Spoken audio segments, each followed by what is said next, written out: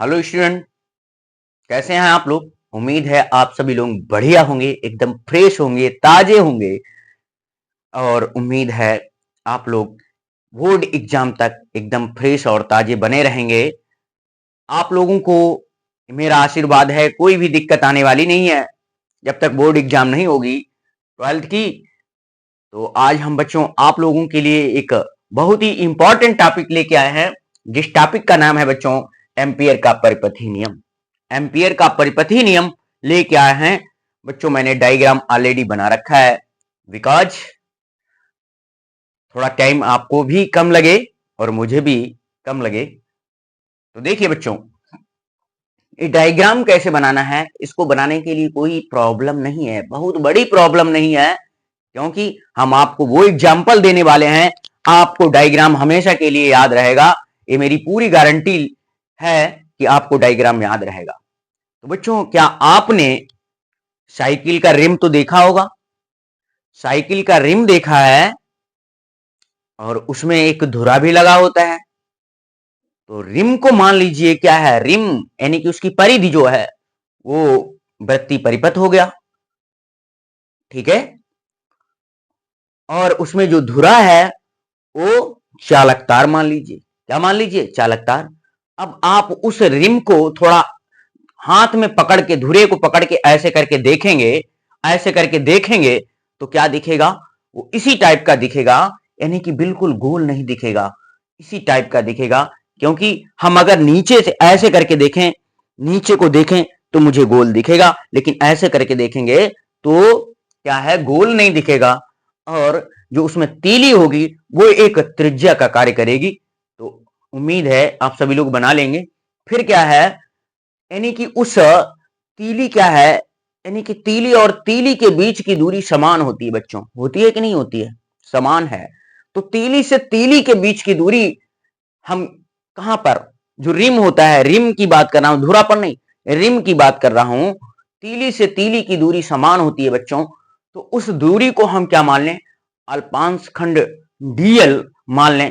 यानी कि उस परिपथ के, यानी कि उस परिपथ में जो वो दूरी बनेगी, ठीक है, तो वो क्या है, अल्पांश खंड डीएल के बराबर मान लें। यानी कि एक छोटे पार्ट के जो छोटा पार्ट है, ठीक है, उसकी दूरी क्या होगी? डीएल होगी। तो ऐसे ही यहां पर होगा कि यानी कि इसको हम समान पार्टों में बांट लेंगे और उस समान छोटे पार्ट की लंबाई क्या होगी? डीएल होगी बच्चों।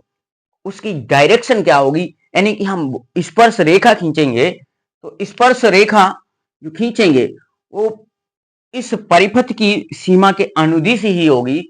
परिपथ यानी कि स्पर्श रेखा खींचेंगे तो उसकी ये डायरेक्शन मिलेगी, ये डायरेक्शन है। और चुंबकीय क्षेत्र बच्चों, जब वो चालक तार में विद्युत धारा नीचे से ऊपर की ओर बहाएंगे तो क्या करेगा? समान रूप से बराबर चुंबकीय क्षेत्र उत्पन्न करेगा। समान रूप से बराबर चुंबकीय क्षेत्र उत्पन्न करेगा। जब बराबर चुंबकीय क्षेत्र उत्पन्न करेगा, जैसे मान लीजिए रिम घूमता है, जब रिम पहिया चलता है तो ऐसे करके चलता है, चलता है नहीं बच्चों? तो यानी कि चुंबकीय क्षेत्र भी इसी डायरेक्शन में होगा, ऐसे करके घूमेगा। क्योंकि उसकी डायरेक्शन वो, यानी कि समान चुंबकीय क्षेत्र चारों तरफ उत्पन्न करेगा उस परिपथ में, यानी कि प्रत्येक बिंदु पर समान चुंबकीय क्षेत्र उत्पन्न करेगा। यानी कि जो डायरेक्शन यानी कि अल्पांश खंड डीएल की होगी, वही डायरेक्शन चुंबकीय क्षेत्र की होगी प्रत्येक बिंदु पर परिपथ की। ठीक है, तो हम कैसे इसको डिफाइन करें, परिभाषित कैसे करें? हमारे सामने ये समस्या है, तो इस समस्या को हम आज बिल्कुल मिटा देंगे। ठीक है बच्चों, तो देखिए क्या है समस्या। तो ये क्या है बच्चों? बंद परिपथ है, क्लोज्ड सर्किट है कि नहीं है? क्लोज, एकदम बंद, कहीं से खुला तो नहीं है? नहीं है ना। जब खुला नहीं है तो क्या कहेंगे? किसी बंद परिपथ। और इसकी क्या है? बाउंड्री भी है। क्या है? बाउंड्री, यानी कि सीमा है। तो किसी बंद परिपथ की सीमा के अनुदिश, यानी कि उसी डायरेक्शन में, परिपथ की डायरेक्शन में, तो अनुदिश चुंबकीय क्षेत्र, चुंबकीय क्षेत्र के रेखीय समाकलन, रेखीय समाकलन, यानी कि रेखीय समाकलन एक का मतलब है, यानी कि जो हमने स्पर्श रेखा खींची गई है, इसके सदिश गुणन के सदिश गुणन, ठीक है। तो उसी चुंबकीय क्षेत्र तथा इस अल्पांश खंड डीएल के सदिश गुणन को मैंने क्या कह दिया, रेखी के सदिश गुणन के समाकलन को हमने क्या कह दिया, रेखीय समाकलन कह दिया, ठीक है। तो हम क्या कहेंगे, लिखेंगे कि किसी बंद परिपथ की सीमा के अनुदिश, किसी बंद परिपथ की सीमा के अनुदिश सीमा के अनुदिश चुंबकीय क्षेत्र,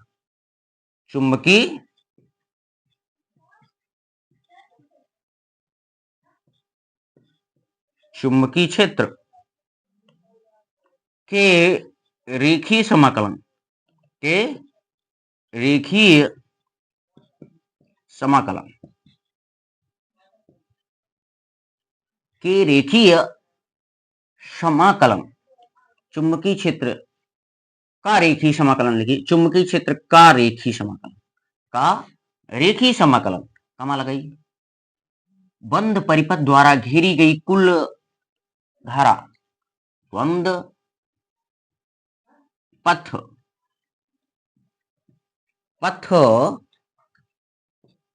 द्वारा घेरी गई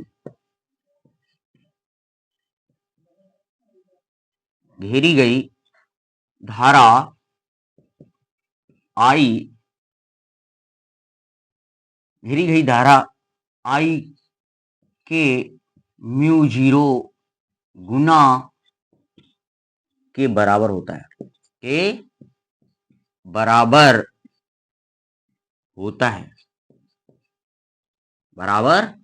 है। तो ये बच्चों रहा है एम्पियर का परपथी नियम, अर्थात क्या हो जाएगा बच्चों, अर्थात इंटीग्रेशन साइन, इस साइन गोला का मतलब क्या है, बंद, गोला का मतलब बंद परिपथ है, बंद परिपथ का रेखीय समाकलन, यानी कि vector v dot vector dl equal to mu zero, यानी कि कुल धारा परिपथ, बंद परिपथ द्वारा घेरी गई कुल धारा भी लगा सकते हैं, कुल धारा आई के म्यू जीरो गुना के बराबर, म्यू जीरो गुना के बराबर, तो म्यू जीरो और घेरी गई धारा आई के गुना के बराबर, यानी कि गुणनफल के बराबर, यही बच्चों क्या है, एम्पियर का परिपथी नियम है। इस बात को हम दूसरे तरीके से भी लिख सकते हैं, क्योंकि हम पढ़ते हैं फिजिक्स बच्चों, क्या है, देखिए क्या लिखेंगे, यानी कि किसी बंद परिपथ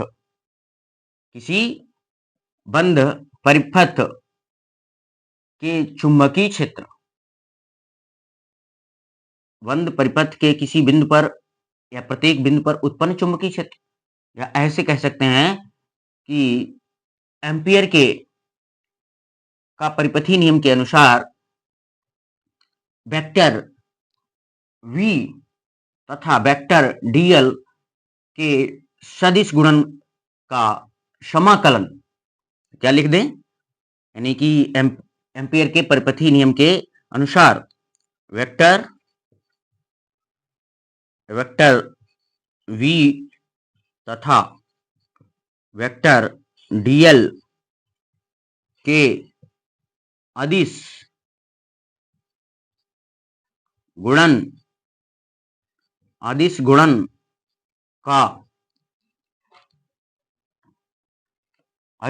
का समाकलन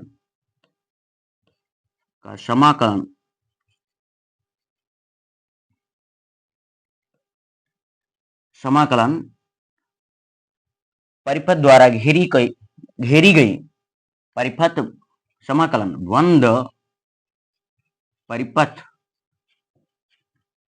द्वारा घेरी गई, बंद परिपथ द्वारा घेरी गई कुल धारा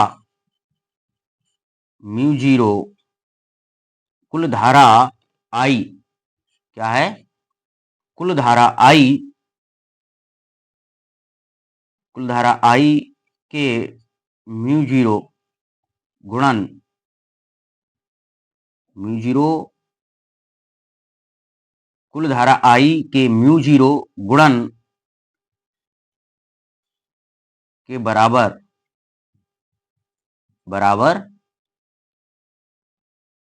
होता है। ये भी इस बात को हम लिख सकते हैं, जो मैंने यहां लिखा है वही लिख दिया, वेक्टर v तथा वेक्टर dl के अदिश गुणन का समाकलन बंद परिपथ द्वारा घेरी गई धारा के म्यू जीरो के गुणन के बराबर होता है। तो कैसा टॉपिक लगा बच्चों?